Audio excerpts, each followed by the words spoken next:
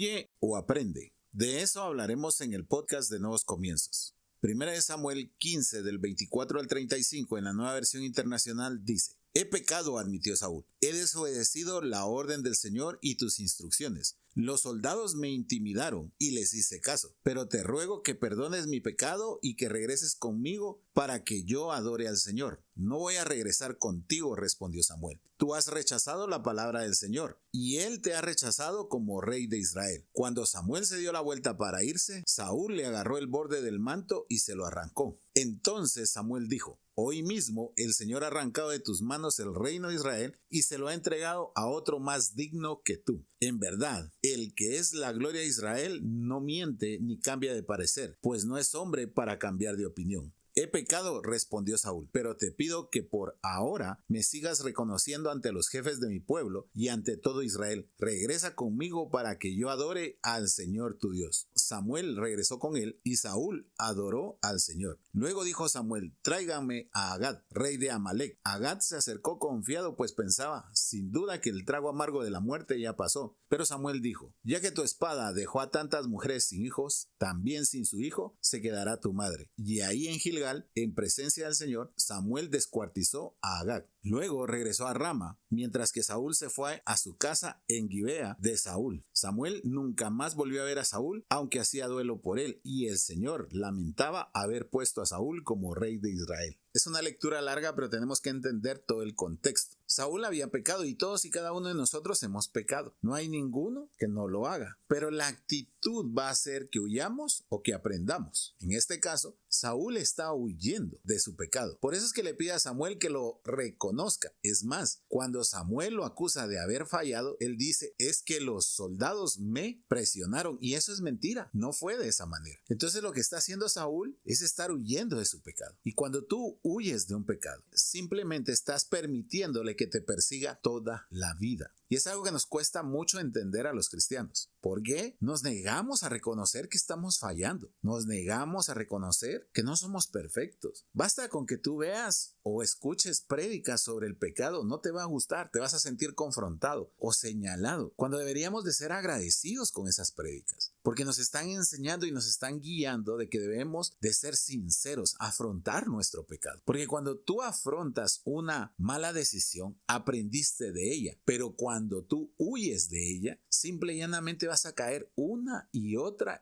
vez en esa misma mala decisión. Saúl no lo entendía. A Saúl lo que le importaba era lo que pensaban de él. No lo que el Señor podía pensar de él, sino lo que pensaban todos los demás. Y por eso que el Señor se arrepiente de haber puesto a Saúl como rey, porque se dio cuenta que su corazón no cambió, sino todo lo contrario. No estaba dispuesto a pagar el precio de la obediencia, sino a ocultar en lo que él había fallado. ¿Te parece conocida esta historia? Definitivamente. ¿Cuántas veces nosotros, cuando vamos a orar, en lugar de ponernos a cuenta, comenzamos a exigirle al Señor? O hacemos como que nunca fallamos o como que nunca pecamos, cuando nosotros deberíamos de ponernos a cuenta con el Señor. Pero no lo hacemos. Nos cuesta mucho porque no nos han enseñado eso. Nos cuesta demasiado el mostrarnos débiles. Pero ¿ante quién te muestras débil? ¿Ante el pastor? ¿Ante los miembros de la iglesia? No, ante el Señor. Y no que Jesucristo es nuestro abogado ante el Padre y Jesucristo llevó nuestros pecados. Yo no estoy diciendo que peques por deporte, no, sino que simple y llanamente entres confiado delante del Señor, reconociendo que pecaste y arrepintiéndote. Hay una consecuencia, por supuesto. El Señor perdona nuestros pecados, pero las consecuencias no las tenemos que tomar nosotros, porque una equivocación tiene eso, consecuencias, porque es una mala decisión. Pero es mejor ponernos a cuenta que vivir huyendo de un pecado y que por años,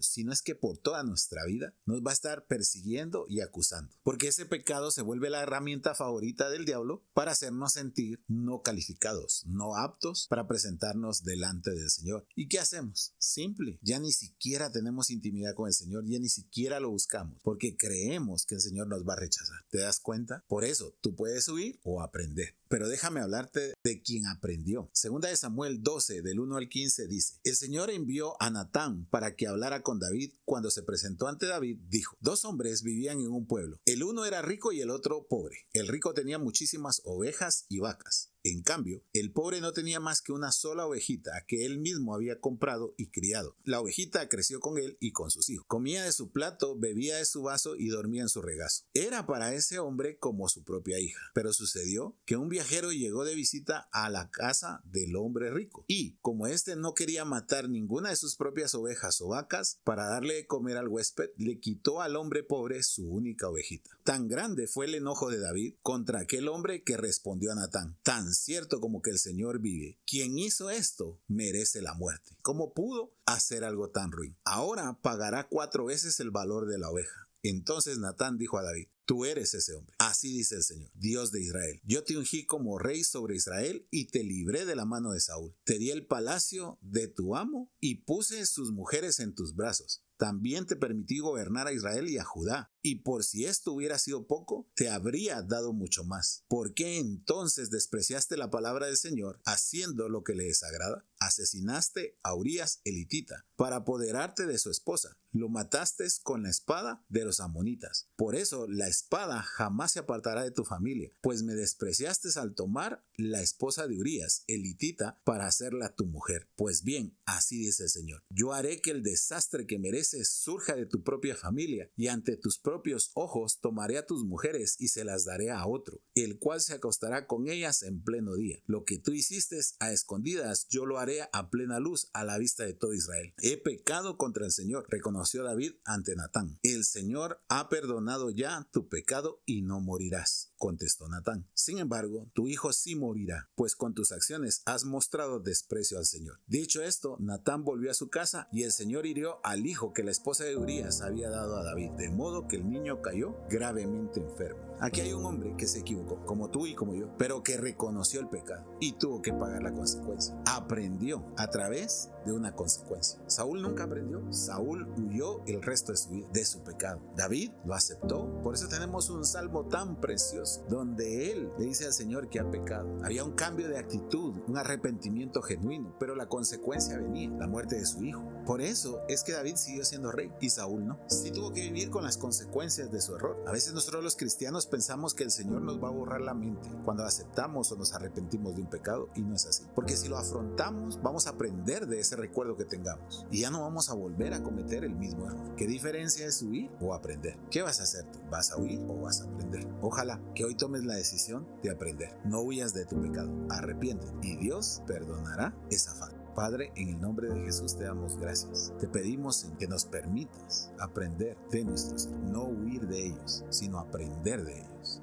para que cada día podamos seguir creciendo y convertirnos en unos seguidores genuinos de Jesucristo. Gracias, Señor, en el nombre de Jesús. Amén y amén.